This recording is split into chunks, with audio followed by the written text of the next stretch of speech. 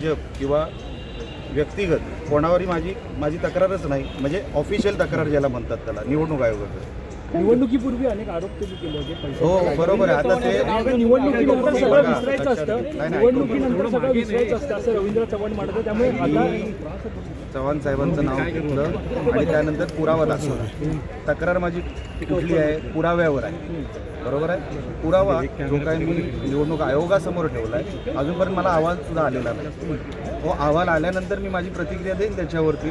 पण जे writ petition file केलं ते एका बोगस OBC सर्टिफिकेटवर फाईल केलं, पैसे जिथे पकडले गेले ते निवडणूक आयोगाकडे मी फाईल केलं। आता त्याचा जो काय अहवाल येईल, जो काय त्याच्यावर उत्तर येईल ते आल्यानंतर मी परत 25 दिवस जुना प्रश्न मला विचारतो। ऑलरेडी याच्यावर झालेलं माझ्यावर केस झाली आहे ट्रेसपासिंगची, कदाचित तुम्हाला माहीत नसेल। ऑलरेडी हा विषय जुना झालेला आहे, मी कोर्टामध्ये गेलेलो आहे। आता एवढं जर होतं तर निवडणूक आयोगाने तेव्हाच सांगायला पाहिजे होतं। माझ्यावर केस झालेली त्या विषयामध्ये। थँक्यू।